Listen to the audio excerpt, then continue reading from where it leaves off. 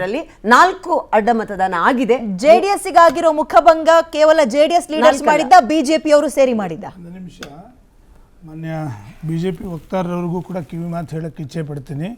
ತಾವು ಕೂಡ ಪದಬಳಕೆ ಮಾಡ್ತಾ ಇದ್ದೀರಿ, ನಮ್ಗೆ 2 ಇತ್ತು 2 ಗೆಲ್ಸ್ಕೊಂಡಿದ್ದೀವಿ ಅಂತಕ್ಕಂಥದ್ದು ಕೂಡ ಅದು ಒಂದು ರೀತಿ ತಪ್ಪು ಸಂದೇಶ ಹೋಗ್ತದೆ. ದಯಮಾಡಿ ಜನಗಳಿಗೆ ನಮ್ಮಿಂದ, ಯಾಕೆಂದರೆ ಮೇಲ್ಮಟ್ಟದಲ್ಲಿ ನಾಯಕರು ನಮ್ಮ ಬಾಂಧವ್ಯಗಳ ಬಗ್ಗೆ ಸ್ಪಷ್ಟವಾಗಿ ಮಾತನಾಡ್ತಾ ಇದ್ದಾರೆ. ನಾವು ಜನಗಳಿಗೆ ತಪ್ಪು ಸಂದೇಶ ಕೊಡೋದು ಬೇಡ. ನಾವು ಒಂದಾಗಿದ್ದೀವಿ, ಒಗ್ಗಟ್ಟಾಗಿದ್ದೀವಿ. ಇಲ್ಲಿ ಹೇಳ್ತಿರ್ತಕ್ಕಂಥದ್ದು ನೀವಿನ್ನೂ ಒಂದು ಒಳ್ಳೆ ಮಾತು ಕೂಡ ಹೇಳಿದ್ದೀರಿ. ಇವತ್ತು ನಾವು ನಿಷ್ಠಾವಂತ ಕಾರ್ಯಕರ್ತರಿಗೆ ನಾವು ಉತ್ತರ ಕೊಡಬೇಕಾಗಿರ್ತಕ್ಕಂಥದ್ದು ಎಲ್ಲ ಪಕ್ಷದವ್ರ ಜವಾಬ್ದಾರಿ ಕೂಡ ಇದೆ. ಯಾವುದೇ ಪಕ್ಷದಲ್ಲಲ್ಲ, ಕಾಂಗ್ರೆಸ್ಸಲ್ಲೂ ಈ ಥರ ಸಾಕಷ್ಟು ಆಗಿದೆ, BJPಲಿ ಆಗಿದೆ, JDS ಅಲ್ಲೂ ಆಗಿದೆ. ಆದರೆ ಹಗಲು ರಾತ್ರಿ ಮನೆ ಮಠ ಊಟ ತಿಂಡಿ, ತಂದೆ ತಾಯಿ, ಅಕ್ಕ ತಂಗಿ, ಅಣ್ಣ ತಮ್ಮ ಬಿಟ್ಟು ಪಕ್ಷಕ್ಕೆ ಅಂತ ದುಡಿತಾ ಇರ್ತಕ್ಕಂಥವ್ರು ಲಕ್ಷಾಂತರ ಜನ ಇದ್ದಾರೆ. ನಿನ್ನೆ ಕೂಡ ಕಾಂಗ್ರೆಸ್ ನಾಯಕರ ಮೀಟಿಂಗ್ನಲ್ಲಿ ಏನಂತ ಹೇಳ್ತಿದ್ರು ಕಾರ್ಯಕರ್ತರ ಬಗ್ಗೆ? ಯಾಕೆ ಅವರಲ್ಲಿ ಮಾತ್ರ ಕಾರ್ಯಕರ್ತರು, ಬೇರೆ ಕಡೆ ಕಾರ್ಯಕರ್ತರು ಇಲ್ವಾ?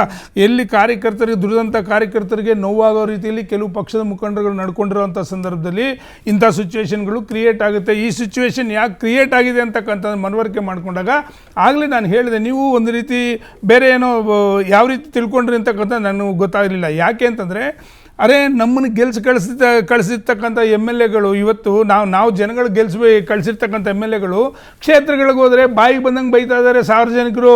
ಶಾಶ್ವತ ಯೋಜನೆಗಳು ಯಾವುದೂ ನಡೀತಾ ಇಲ್ಲ. ನೀವು ಯಾವುದೋ ಉಚಿತಗಳು ಕೊಟ್ಕೊಂಡ್ಬಿಟ್ಟು ಬರೀ ಉಚಿತಗಳ ವಿಷಯ ಹೇಳ್ಕೊಂಡು ಹೋಗೋದಾದರೆ ದೊಡ್ಡ ದೊಡ್ಡ ವಿಚಾರಗಳು ಇವತ್ತು ಒಂದು ರಸ್ತೆ ಡಾಂಬರೀಕರಣ ಇವತ್ತಿಗೂ ಆಗಿಲ್ಲ, ಒಂದು ಕುಡಿಯೋ ನೀರಿನ ಸಮಸ್ಯೆಗಳ ಬಗೆಹರಿದಿಲ್ಲ, ಜ್ವಲಂತ ಸಮಸ್ಯೆಗಳು ಕಣ್ಮುಂದೆ ಇರೋಂಥ ಸಂದರ್ಭದಲ್ಲಿ ರೈತ ಸಮಸ್ಯೆಗಳು ಇವತ್ತು ನಮ್ಮ ಕಣ್ಮುಂದೆ ದೊಡ್ಡ ಮಟ್ಟದಲ್ಲಿದೆ. ಇಂಥ ಒಂದು ನಿಮಿಷ ಮೇಡಮ್, ಒಂದು ನಿಮಿಷ ಹಿಂಗಂತ ಕೇಳ್ಬಿಡ್ತೀನಿ, ನಿಮ್ಗೆ ಟೈಮ್.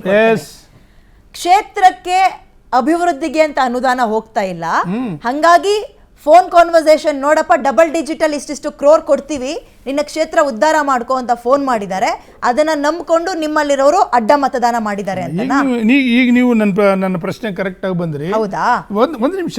ಚುನಾವಣೆ ನಡೆಯುವಂಥ ದಿನ ನಾನು ಬೇರೆ ಒಂದು ಚಾನೆಲ್, ಹೆಸರು ಬೇಡ, ಚಾನೆಲಲ್ಲಿ ಲೈವಲ್ಲಿ ಕೂತಿದ್ದೀನಿ. ಚುನಾವಣೆ ಸ್ಟಾರ್ಟ್ ಆಗಿಲ್ಲ. ಬೆಳಿಗ್ಗೆ 8 ರಿಂದ 9 ಗಂಟೆಗೆ ನಾನೇ ಕೂತಿದ್ದೀನಿ. ನನ್ನ ಜೊತೆಲಿ ಕಾಂಗ್ರೆಸ್ ವಕ್ತಾರರು ಕೂತಿದ್ರು.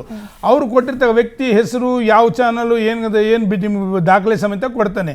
ಅವ್ರು ಏನಂತ ಹೇಳ್ತಾರೆ, ಹಾಸನ ಭಾಗದಿಂದ ನಮ್ಗೆ ಆಲೇ ಮಾತಾಡಿದ್ದಾರೆ, ಇಲ್ಲೆಲ್ಲೋ ಮಂಡ್ಯ ಭಾಗದಲ್ಲಿ ಮಾತಾಡಿದ್ದಾರೆ, BJPಲಿ ಬೆಂಗಳೂರಲ್ಲಿ ಇರ್ತಕ್ಕಂಥ 3 ಜನ ಶಾಸಕರ ಹೆಸರುಗಳೇ ಹೇಳ್ಬಿಟ್ರು ಅವ್ರು ಓಪನ್ ಆಗಿ. ಅವ್ರ ಪಾಪ ಅವ್ರಿಗೆ ಅದಕ್ಕೆ ಸಂಬಂಧ ಇಲ್ಲ ಅಂತ ಕಾಣುತ್ತೆ. ಅವ್ರು ಹೇಳ್ತಾ ಇದ್ದಾರೆ ವಿಶ್ವನಾಥ್, ಗೋಪಾಲಯ್ಯ, ಮತ್ತೊಂದು ಇನ್ನೊಬ್ಬರ ಹೆಸರುಗಳು ರಘು ಅಂತ ಹೇಳ್ತಕ್ಕಂಥದ್ದು ಕಾಂಗ್ರೆಸ್ ವಕ್ತಾರ ಹೇಳಿರ್ತಕ್ಕಂಥದ್ದು. ಅದಕ್ಕೆ ಅವ್ರು ಇವತ್ತು ಉತ್ತರ ಕೊಡಬೇಕಾಗುತ್ತೆ. ನೀವು ಯಾವ ರೀತಿ ಸಂಪರ್ಕ ಮಾಡಿದ್ದೀರಾ ಚುನಾವಣೆ ಮುಂಭಾಗದಲ್ಲಿ ಅಂತಕ್ಕಂಥದ್ದನ್ನ ನೀವು ಮಾಡ್ತಾ ಇರೋಂಥ ಕೆಟ್ಟ ಕೆಲಸಕ್ಕೆ ಇವತ್ತು ನಾವು ಉತ್ತರ ಕೊಡಬೇಕಾಗಿದೆ ನಮ್ಮ ಕಾರ್ಯಕರ್ತರಿಗೆ. ದಯಮಾಡಿ. ಯಾಕೆ ಅಂತಂದ್ರೆ ನಾನು ಹೇಳ್ತಾ ಇರ್ತಕ್ಕಂಥದ್ದು, ಇದು ಬಂದಿರತಕ್ಕಂಥ ಮೂಲ ಉದ್ದೇಶ ಏನು ಅಂತಂದ್ರೆ ಅಭಿವೃದ್ಧಿಯಲ್ಲಿ ಯಾವ ನೀವು ತಾರತಮ್ಯವನ್ನು ಮಾಡ್ತಾ ಇದ್ದೀರಾ ಅಂತಕ್ಕಂಥದ್ದನ್ನ ಗೆದ್ದಿರ್ತಕ್ಕಂಥ ಎಲ್ಲ MLAಗಳಿಗೂ ಸರಿಸಮಾನವಾಗಿ ನೀವು ಮಾಡಬೇಕಾಗಿತ್ತು. ಯಾಕೆ ಅನುದಾನದ ವಿಷಯದಲ್ಲಿ ನಿಮ್ಮದೇ ಶಾಸಕರಿಗೆ ಧ್ವನಿ ಎತ್ತಿದ್ರು, ಅದ್ರ ಬಗ್ಗೆ ಇವತ್ತಿನವರೆಗೂ ಉತ್ತರ ಕೊಟ್ಟಿಲ್ಲ. ಯಾವ ನೀವು ಯೋಜನೆಗಳ ಬಗ್ಗೆ ಹೇಳಿದ್ರಿ, ಇವತ್ತು ಕೇಳಿದ್ರು ಸಣ್ಣ ಒಂದು 5,000 ಕೋಟಿ ನೀವು ಲೆಕ್ಕ ಕೊಟ್ಟಿದ್ರೆ ನಿಮ್ಮ ಕೈಯಲ್ಲಿ ಆಗಿಲ್ಲ. ಯಾವೊಂದು ನೀವು ಅಹಿಂದ ಅಂತಕ್ಕಂಥ ಮಾತನ್ನು ಹೇಳ್ಕೊಂಡ್ಬಂದ್ರಿ, ವಾಲ್ಮೀಕಿ ಸಮಾಜ ದುಡ್ಡು ತಿಂದ್ರಿ, ಇವತ್ತಿನವರೆಗೂ ಉತ್ತರಗಳು ಜೊಲಂತ ವಿಷಯಗಳಿಗೆ ಉತ್ತರ ಕೊಡಕ್ಕಾಗಿಲ್ಲ. ಇನ್ನು ಅನುದಾನದ ವಿಷಯದಲ್ಲಿ ನೀವೆಲ್ಲಿ ಕೊಡಕ್ಕೆ ಹೋಗ್ತೀರಾ? ಈ 50 ಅಂತ 100 ಅಂತ ಮಾತಾಡ್ಕೊಂಡಿರೋದು ಏನಾದ್ರು ಐಡಿಯಾ ಇದೆಯಾ? ಏನ್ ಮೇಡಮ್? ಅಲ್ಲ, ಅದೆಷ್ಟು ಕೋಟಿ, 50 ಕೋಟಿ 100 ಕೋಟಿ ಅಂತ ಇದ್ರು ಕುಮಾರಸ್ವಾಮಿ. 4-5 ಚಾನೆಲ್ಗಳಲ್ಲಿ ಅವ್ರವ್ರ ವಕ್ತಾರಗಳು 100 ಕೋಟಿ 50 ಕೋಟಿ ಅಂತಕ್ಕಂಥದ್ದನ್ನ ಅನುದಾನ ಕೊಡ್ತಾ ಇದ್ದೀವಿ ಬಹಿರಂಗವಾಗಿ. ಬರ್ತೀನಿ ರೀ,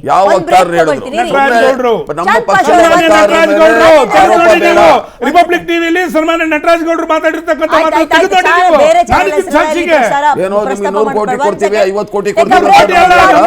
ಚರ್ಚೆ ಮುಂದುವರ್ಸೋಣ. Take a break.